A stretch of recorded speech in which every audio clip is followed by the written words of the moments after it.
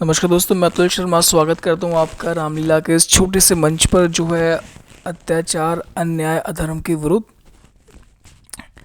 आज सुबह मैं ट्विटर देख रहा था तो उसमें एक केजरीवाल का भी पेज है, तो उसमें उसने लिखा हुआ है कि उसे भाईचारा बढ़ाना है। मतलब वो भाईचारा बढ़ाना चाहता है, देश को एक करना चाहता है।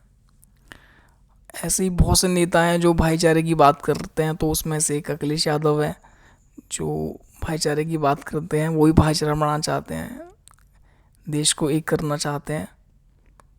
फिर मेरा ध्यान एक खबर पे गया कि आज तक जो ये भाईचारे वाले जो जिस देश में गए हैं, तो उन्होंने भाईचारा बढ़ा के भाइयों को ही ख़त्म कर दिया है, फिर बस चारा रह गया है। तो कई देश इसका उदाहरण है जहाँ पर सिर्फ चारा ही रह गया, जैसे इंडोनेशिया, जहाँ पे अधिकतर यही लोग हैं। और जहाँ जहाँ ये जा रहे हैं बस ये कब्जा करते हैं। इनकी रणनीति यही है कि जो मूल निवासी है उन्हें ख़त्म करो और भाईचारा बढ़ा के उन्हें एक दिन ख़त्म कर दो। ये आप हिंदुस्तान, भारतवर्ष में भी यही कर रहे हैं कोशिशें, पर कहीं ना कहीं जो सनातनी भाई हैं वो हार नहीं मानते, लगे रहते हैं। पर आप में से ही कुछ जयचंद पैदा हो जाते हैं, जैसे केजरीवाल हो गया, एक एक ये मुलायम सिंह का जो लड़का है ये हो गया। क्योंकि ये लोग भी जानते हैं असलियत, ये भी लोग सच्चे जानते हैं, लेकिन ये थोड़े से लालची लोग हैं, ये थोड़े से सत्ता के लालची लोग हैं। तो ये जानकर भी अनजान बन जाते हैं सिर्फ वोट बैंक के लिए। क्योंकि हम सभी जानते हैं कि जिस कश्मीर में सिर्फ सनातनी भाई थे, आज वहाँ जाने से डरते हैं। मतलब जो सिर्फ कश्मीरी पंडितों का कश्मीर हुआ करता था, वहाँ आज सनातनी भाई कुछ काम नहीं कर सकते, जा नहीं सकते, डर का माहौल है, वो कर नहीं देते। और उत्तर प्रदेश में कराना भूले नहीं होंगे कि जहाँ एक एक घर से जो सनातनी भाइयों को निकाल के बाहर फेंक दिया गया था। हालांकि योगी जी आए, कुछ स्थिति बदली, चीज़ें सामान्य हुई, पर आज भी कुछ जयचंद, कुछ जो नाग हैं जो छुपे हुए हैं, ये केजरीवाल और आपके मुलायम सिंह के लड़के के रूप में, अखिलेश यादव के रूप में, तो ये भाईचारे की बात करते हैं। तो ये इनका भाईचारा सिर्फ इतना ही है कि उन जो मुस्लिम कम्युनिटी है उसके वोट ले लिए जाएं, और साथ ही भाईचारे के साथ हिंदुओं के वोट भी ले लिए जाएं। लेकिन ये जो चीज़ है बहुत ख़तरनाक है।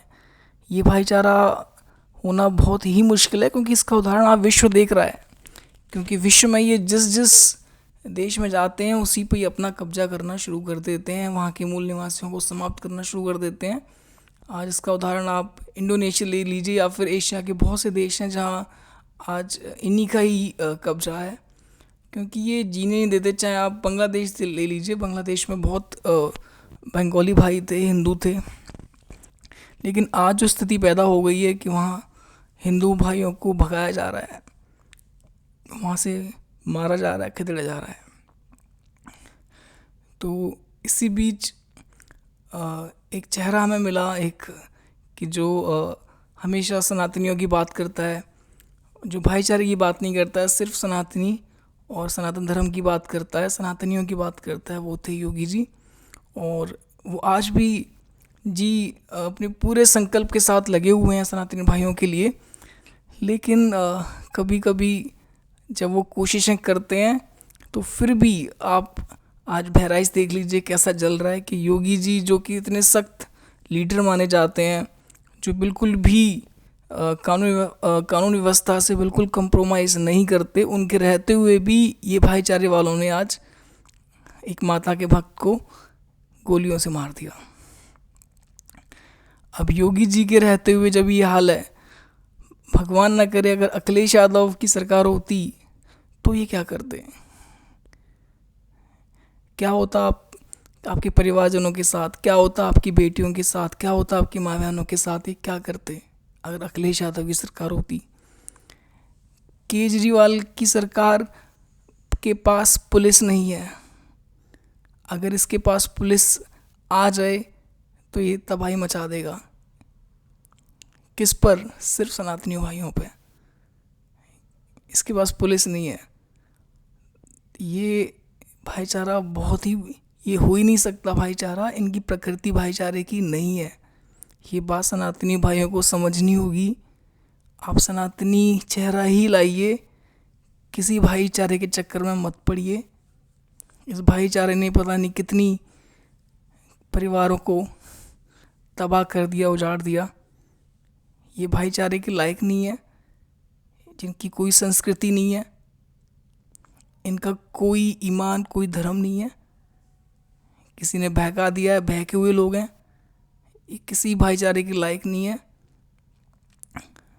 गांधी जी भी भाईचारे की बात करते थे, पाकिस्तान बना गए, पर फिर उन्होंने यहाँ पर कैंसर छोड़ गए। चाहते तो पूरा कैंसर ख़त्म हो सकता था, लेकिन वो भी भाईचारे की बात करते करते यहाँ कैंसर छोड़ गए। तो मैं बस रामलीला के इस मन से इतना कहना चाहता हूँ कि हमारा प्रथम कर्तव्य सिर्फ इतना है कि सनातन जिंदा रहे, सनातन चलता रहे, सनातन पर कोई आँच नहीं आए। हम दूसरे देशों की तरह नहीं बनना चाहते कि हम इन्हें भाईचारे को गले लगा के बस खुद ही ख़त्म हो जाएं। हमें इस भाईचारे को गले नहीं लगाना है, इनको सिर्फ एक कोना पकड़ा देना है इंसानियत की ना खातिर, और इसके ज़्यादा इनको गले नहीं लगाना है। और जो भाईचारे की बात करते हैं उसको वोट नहीं देना है। जय हिंद, जय श्री राम।